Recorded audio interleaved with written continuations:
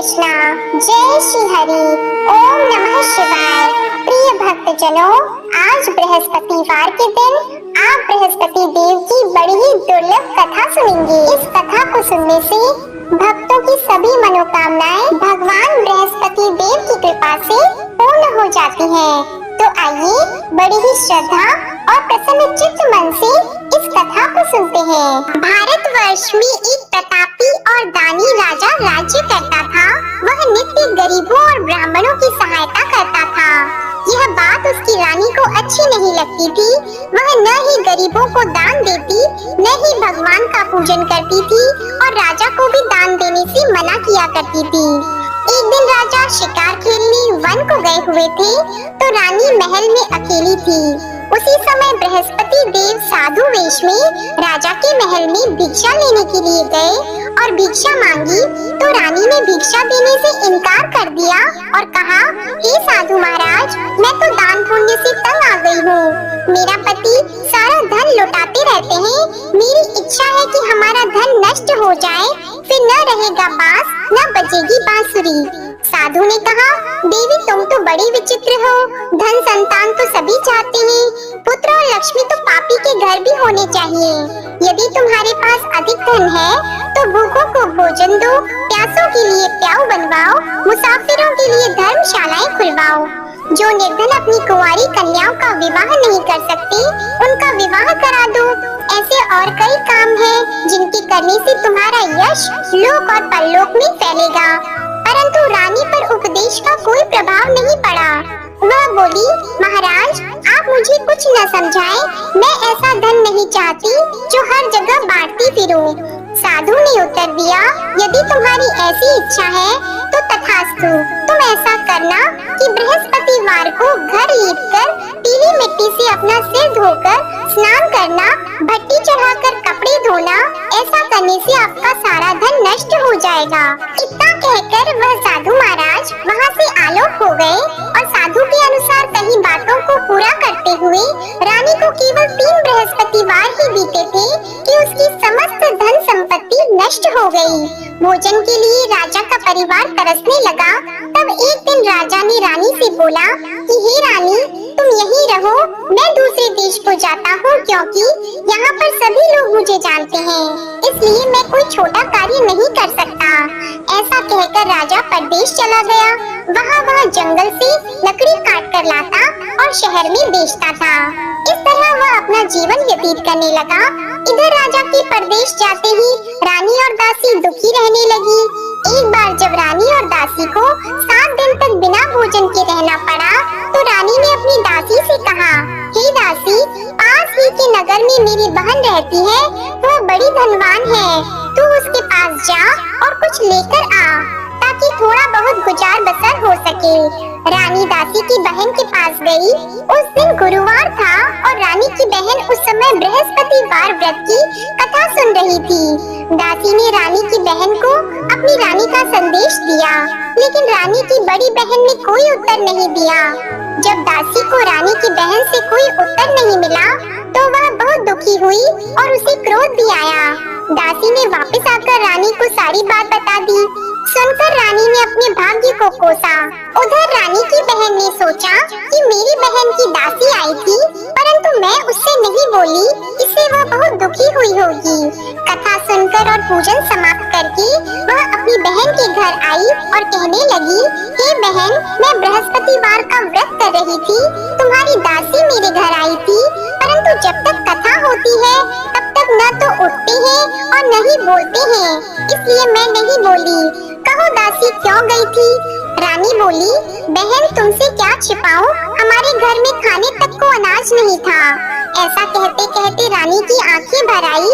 उसने दासी समेत पिछले 7 दिनों से भूखे रहने तक की बात अपनी बहन को विस्तार पूर्वक सुना दी। रानी की बहन बोली, देखो बहन, भगवान बृहस्पति सबकी मनोकामना को पूर्ण करते हैं। देखो शायद तुम्हारे घर में अनाज रखा हो। पहले तो रानी को विश्वास नहीं हुआ, पर बहन के आग्रह करने पर उसने अपनी दासी को अंदर भेजा तो उसे सचमुच अनाज से भरा एक घड़ा मिल गया। यह देखकर दासी को बड़ी हैरानी हुई। दासी रानी से कहने लगी, हे रानी, जब हमको भोजन नहीं मिलता तो हम व्रत ही तो करते हैं, इसलिए क्यों न इनसे व्रत और कथा की विधि पूछ ली जाए ताकि हम भी व्रत कर सके। तब रानी ने अपनी बहन से बृहस्पतिवार व्रत के बारे में पूछा।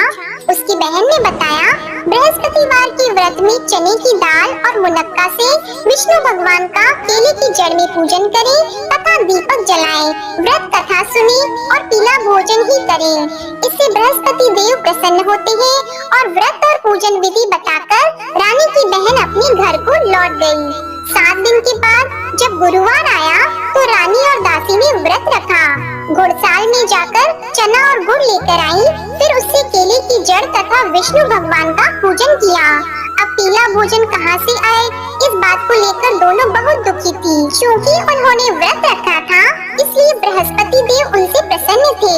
इसलिए वे एक साधारण व्यक्ति का रूप धारण करके 2 थालों में सुंदर पीला भोजन दासी को दे गए। भोजन पाकर दासी बहुत प्रसन्न हुई और फिर रानी के साथ मिलकर भोजन ग्रहण किया। उसके बाद वे सभी गुरुवार को व्रत और पूजन करने लगी। बृहस्पति भगवान की कृपा से उनके पास फिर से धन संपत्ति आ गई, परंतु रानी फिर से पहले की तरह आलस्य करने लगी। तब दासी बोली, देखो रानी, तुम पहले भी इस प्रकार आलस्य करती थी, तुम्हें धन रखने में कष्ट होता था, इस कारण सभी धन नष्ट हो गया, और अब जब भगवान बृहस्पति की कृपा से धन मिला है तो तुम्हें फिर से आलस्य होता है। रानी को समझाते हुए दासी कहती है कि बड़ी मुसीबतों के बाद हमने यह धन पाया है, इसलिए हमें दान पुण्य करना चाहिए, भूखे मनुष्यों को भोजन कराना चाहिए और धन को शुभ कार्यों में खर्च करना चाहिए, जिससे तुम्हारे कुल का यश बढ़ेगा, स्वर्ग की प्राप्ति होगी और पितृ प्रसन्न होंगे। दासी की बात मानकर रानी अपना धन शुभ कार्यों में खर्च करने लगी, जिससे पूरे नगर में उसका यश फैलने लगा।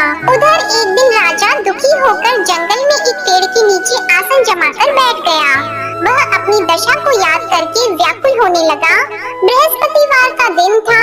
एकाएक उसने देखा कि निर्जन वन में एक साधु प्रकट हुए।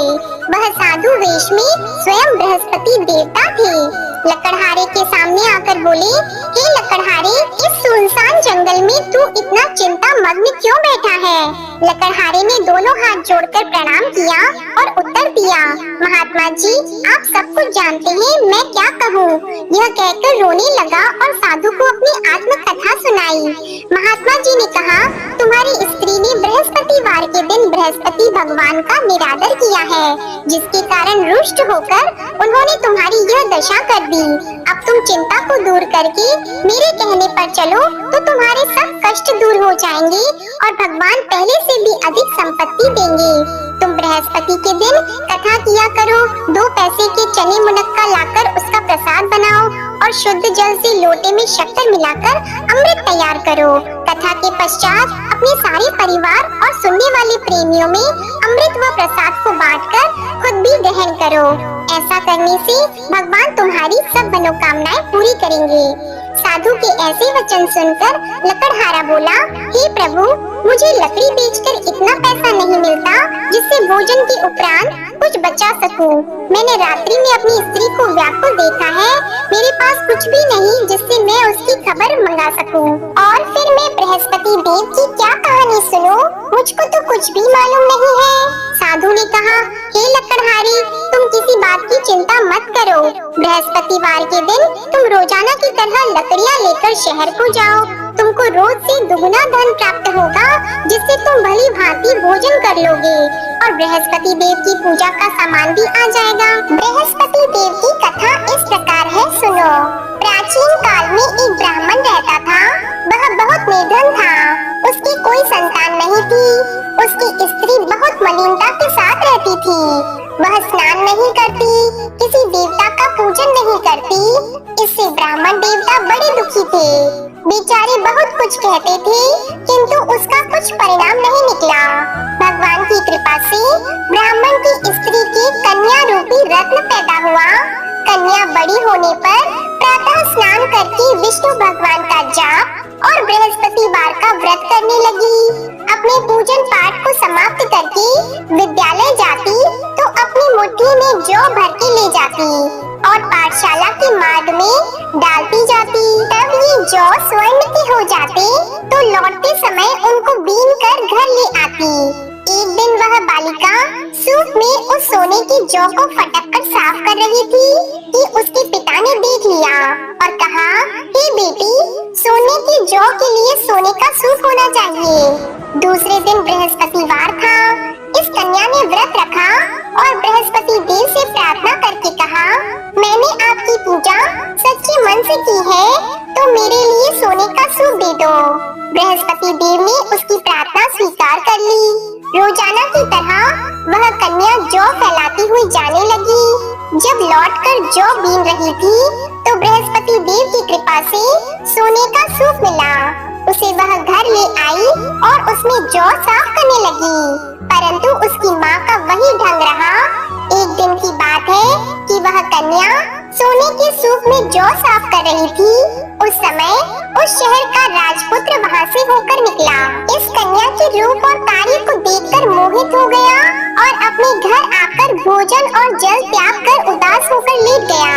राजा को इस बात का पता लगा तो अपने प्रधानमंत्री के साथ उसके पास गए और बोले, हे बेटा, तुम्हें किस बात का कष्ट है?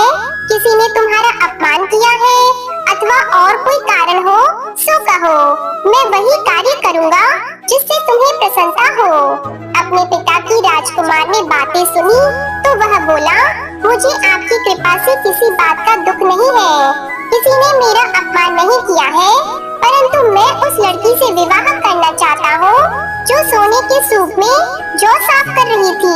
यह सुनकर राजा आश्चर्य में पड़ गया और बोला, हे बेटा, इस तरह की कन्या का पता तुम ही लगाओ, मैं उसके साथ तेरा विवाह अवश्य ही करवा दूंगा। राजकुमार ने उस लड़की के घर का पता बताया। तब मंत्री उस लड़की के घर गए और ब्राह्मण देवता को सभी हाल बताया। ब्राह्मण देवता राजकुमार के साथ अपनी कन्या का विवाह करने के लिए तैयार हो गए तथा विधि विधान के अनुसार ब्राह्मण की कन्या का विवाह राजकुमार के साथ हो गया। कन्या के घर से जाते ही पहले की भांति उस ब्राह्मण देवता के घर में गरीबी का निवास हो गया। अब भोजन के लिए भी अन्न बड़ी मुश्किल से मिलता था। एक दिन दुखी होकर ब्राह्मण देवता अपनी पुत्री के पास गए। बेटी ने पिता की दुखी अवस्था को देखा और अपनी माँ का हाल पूछा। तब ब्राह्मण ने भी सभी हाल कहा। कन्या ने बहुत सा धन देकर अपने पिता को विदा कर दिया। इस तरह ब्राह्मण का कुछ समय सुखपूर्वक व्यतीत हुआ। कुछ दिन के बाद फिर वही हाल हो गया। ब्राह्मण फिर अपनी कन्या के यहाँ गया और सारा हाल कहा तो लड़की बोली, हे पिताजी, आप माताजी को यहाँ ले आओ, मैं उन्हें विधि बता दूंगी जिससे उनकी गरीबी दूर हो जाए। वह ब्राह्मण देवता अपनी स्त्री को साथ लेकर पहुँचे तो अपनी माँ को समझाने लगी कि हे माँ, तुम प्रातः काल प्रथम स्नान आदि करके विष्णु भगवान का पूजन करो तो सब दरिद्रता दूर हो जाएगी। परंतु उसकी माँ ने एक भी बात नहीं मानी और प्रातः काल उठकर अपनी पुत्री के बच्चों की जूठन को खा लिया। इससे उसकी पुत्री को भी बहुत गुस्सा आया। उसने एक रात को एक कोठरी से सारा सामान निकाल दिया और अपनी माँ को उसमें बंद कर दिया। प्रातः उसमें से उसे निकाला तो स्नान आदि करा के पूजा पाठ करवाया तो उसकी माँ की बुद्धि ठीक हो गई। इसके बाद वह नियम से पूजा पाठ करती और प्रत्येक बृहस्पतिवार को व्रत रखने लगी। इस व्रत के प्रभाव से उसकी माता और पिता बहुत ही धनवान और पुत्रवान हो गए और बृहस्पति देवता के प्रभाव से इस लोक के सुख को भोगकर अंत में स्वर्ग को प्राप्त हुए। इस तरह कहानी कहकर साधु देवता वहाँ से अंतर ध्यान हो गए। धीरे धीरे समय व्यतीत होने पर फिर वही बृहस्पतिवार का दिन आया। लकड़हारा जंगल से लकड़ी काटकर किसी शहर में बेचने गया। उसे उस दिन और दिन से अधिक पैसा मिला। राजा ने चना गुड़ आदि लाकर गुरुवार का व्रत किया। उस दिन से उसके सभी क्लेश दूर हो गए। परंतु जब दोबारा गुरुवार का दिन आया तो बृहस्पतिवार का व्रत करना भूल गया। इस कारण बृहस्पति भगवान नाराज हो गए। उस दिन उस नगर के राजा ने विशाल यज्ञ का आयोजन किया था तथा शहर में ये घोषणा करा दी कि कोई भी मनुष्य अपने घर में भोजन न बनवाए, न आग जलाए। समस्त जनता मेरे यहाँ भोजन करने आए। इस आज्ञा को जो न मानेगा उसे फांसी की सजा दी जाएगी। इस तरह की घोषणा संपूर्ण नगर में करवा दी गई। राजा की आज्ञा के अनुसार शहर के सभी लोग भोजन करने गए, लेकिन लकड़हारा कुछ देर से पहुंचा, इसलिए राजा उसको अपने साथ घर लेके गए और ले जाकर भोजन करा रहे थे तो रानी की दृष्टि उस खूंटी पर पड़ी जिस पर उसका हार लटका हुआ था। वह वहाँ पर दिखाई नहीं दिया। रानी ने निश्चय किया कि मेरा हार इस मनुष्य ने चुरा लिया है। उसी समय सिपाहियों को बुलाकर उसको कारागार में डलवा दिया। जब लकड़हारा कारागार में पड़ गया और बहुत दुखी होकर विचार करने लगा कि न जाने कौन से पूर्व जन्म के कर्म से मुझे यह दुख प्राप्त हुआ है, और उसी साधु को याद करने लगा जो कि जंगल में मिला था। उसी समय तत्काल बृहस्पति देव साधु के रूप में प्रकट हुए और उसकी दशा को देखकर कहने लगे, अरे मूर्ख, तूने बृहस्पति देव की कथा नहीं करी, इस कारण तुझे दुख प्राप्त हुआ है। अब चिंता मत कर, बृहस्पतिवार के दिन कारागार के दरवाजे पर 4 पैसे पड़े मिलेंगे, उनसे तू बृहस्पति देव की पूजा करना, तेरे सभी कष्ट दूर हो जाएंगे। बृहस्पतिवार के दिन उसे 4 पैसे मिले। लकड़हारे ने कथा कही। उसी रात्रि को बृहस्पति देव ने उस नगर के राजा को स्वप्न में कहा, हे राजा, तुमने जिस आदमी को कारागार में बंद कर दिया है वह निर्दोष है, वह राजा है, उसे छोड़ देना। रानी का हार उसी खूंटी पर लटका है, अगर तू ऐसा नहीं करेगा तो मैं तेरे राज्य को नष्ट कर दूंगा। इस तरह रात्रि के स्वप्न को देखकर राजा प्रातः काल उठा और खूंटी पर हार देखकर लकड़हारे को बुलाकर क्षमा मांगी और लकड़हारे को योग्य सुंदर वस्त्र आभूषण देकर विदा कर दिया। बृहस्पति देव की आज्ञा के अनुसार लकड़हारा अपने नगर को चल दिया। राजा जब अपने नगर के निकट पहुंचा तो उसे बड़ा आश्चर्य हुआ। नगर में पहले से अधिक बाग, तालाब, कुएं तथा बहुत सी धर्मशाला, मंदिर आदि बन गई हैं। राजा ने पूछा, यह किसका बाग और धर्मशाला है?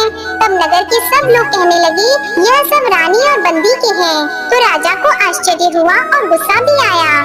जब रानी ने यह खबर सुनी कि राजा आ रहे हैं तो उन्होंने दासी से कहा, हे दासी, देख राजा हमको कितनी बुरी हालत में छोड़ गए थे, हमारी ऐसी हालत देखकर वह लौट न जाए, इसलिए तू दरवाजे पर खड़ी हो जा। आज्ञा के अनुसार दासी दरवाजे पर खड़ी हो गई। राजा आए तो उन्हें अपने साथ लेकर आई। तब राजा ने क्रोध करके अपनी रानी से पूछा कि यह धन तुम्हें कैसे प्राप्त हुआ है? तब उन्होंने कहा, हमें यह सब धन बृहस्पति देव के इस व्रत के प्रभाव से प्राप्त हुआ है। राजा ने निश्चय किया कि 7 रोज बाद तो सभी बृहस्पति देव का पूजन करते हैं, परंतु मैं प्रतिदिन दिन में 3 बार कहानी और रोज व्रत किया करूँगा। अब हर समय राजा के दुपट्टे में चने की दाल बंदी रहती और दिन में 3 बार कहानी कहते। एक रोज राजा ने विचार किया कि चलो अपनी बहन के यहाँ हो आवे। इस तरह निश्चय करके राजा घोड़े पर सवार होकर अपनी बहन के यहाँ को चलने लगा। मार्ग में उसने देखा कि कुछ आदमी मुर्दे को लिए जा रहे हैं। उन्हें रोककर राजा कहने लगा, अरे भाइयों, मेरी बृहस्पति देव की कथा सुन लो। वे बोले, लो हमारा तो आदमी मर गया है, इसको अपनी कथा की पड़ी है। परंतु कुछ आदमी बोले, अच्छा कहो, हम तुम्हारी कथा भी सुनेंगे। राजा ने दाल निकाली और जब कथा आदि हुई थी कि मुर्दा हिलने लग गया, और जब कथा समाप्त हो गई तो राम राम करके मनुष्य उठकर खड़ा हो गया। आगे मार्ग में उसे किसान खेत में हल चलाता मिला तो राजा ने उसे देखकर बोला, अरे भैया, तुम मेरी बृहस्पतिवार की कथा सुन लो। किसान बोला, जब तक मैं तेरी कथा सुनूंगा तब तक 4 हरैया जोत लूंगा। जा अपनी कथा किसी और को सुनाना। इस तरह राजा आगे चलने लगा। राजा के हटते ही बैल पछाड़ खाकर गिर गए और किसान के पेट में बड़ी जोर का दर्द होने लगा। उस समय उसकी माँ रोटी लेकर आई और उसने जब यह देखा तो अपने पुत्र से सब हाल पूछा और बेटे ने सभी हाल कह दिया।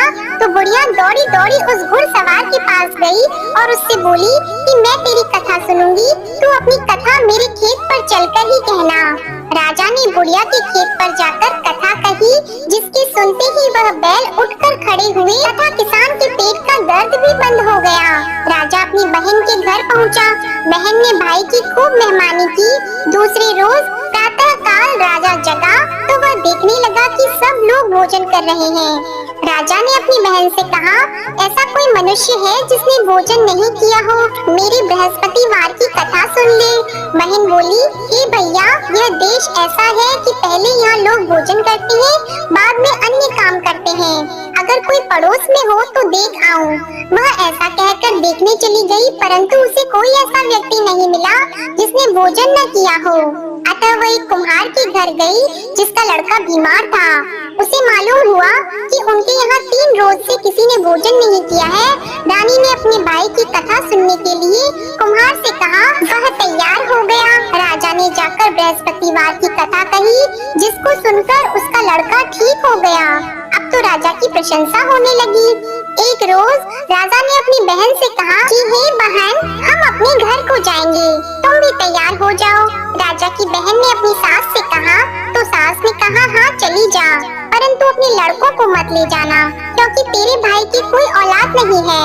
बहन ने अपने भैया से कहा, हे भैया, मैं तो चलूंगी पर कोई बालक नहीं चलेगा। तो राजा बोला, जब कोई बालक नहीं चलेगा तब तुम ही क्या करोगी? बड़े दुखी मन से राजा अपने नगर को लौट आया। राजा ने अपनी रानी से कहा, हम निर्वंशी हैं, हमारा मुंह देखने का धर्म नहीं है और कुछ भोजन आदि नहीं किया है। रानी बोली, हे प्रभु, बृहस्पति देव ने हमें सब कुछ दिया है, वह हमें औलाद अवश्य देंगे। उसी रात को बृहस्पति देव ने राजा से स्वप्न में कहा, हे राजा उठो, सभी सोच त्याग दो, तेरी रानी गर्भ से है। राजा को यह बात सुनकर बड़ी खुशी हुई। 9वें महीने में उसके गर्भ से एक सुंदर पुत्र पैदा हुआ। तब राजा बोला, हे रानी, स्त्री बिना भोजन के रह सकती है पर बिना कहे नहीं रह सकती। जब मेरी बहन आएगी तुम उससे कुछ मत कहना। रानी ने सुनकर हाँ कर दिया।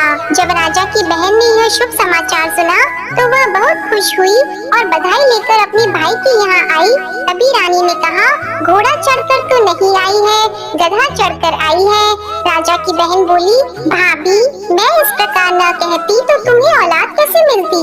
बृहस्पति देव ऐसे ही हैं, जैसी जिसके मन में कामनाएं हैं सभी को पूर्ण करते हैं।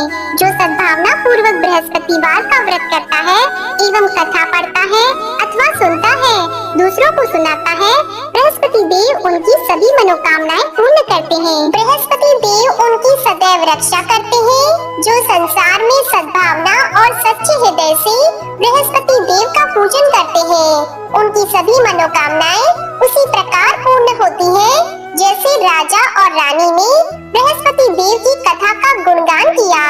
उनकी सभी इच्छाएं बृहस्पति देव ने पूर्ण की। मनुष्य को हृदय से उनका मनन करते हुए जयकारा करना चाहिए। तो प्रेम से बोलिए, बृहस्पति देव की जय, विष्णु भगवान की जय, समस्त देवी देवताओं की जय। अब आप भगवान बृहस्पति देव की आरती श्रवण कीजिए। ओम जय बृहस्पति देवा, ओम जय बृहस्पति देवा, छिन्न छिन्न भोग लगाओ, कदली फल मेवा। ओम जय बृहस्पति देवा, तुम पूर्ण परमात्मा, तुम अंतर्यामी, जगत पिता जगदीश्वर, तुम सबके स्वामी। ओम जय बृहस्पति देवा, चरणामृत निज निर्मल, सब पातक हरता, सकल मनोरथ दायक, कृपा करो भरता। ओम जय बृहस्पति देवा, तन मन धन अर्पण कर, जो जन शरण पड़े, प्रभु प्रकट तब होकर, आकर द्वार खड़े।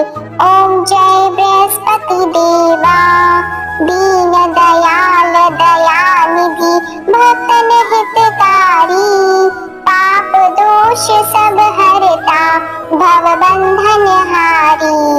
ओम जय बृहस्पति देवा, सकल मनोरथ दायक, सब संशय तारो, विषय विकार मिटाओ, संतन सुखकारी।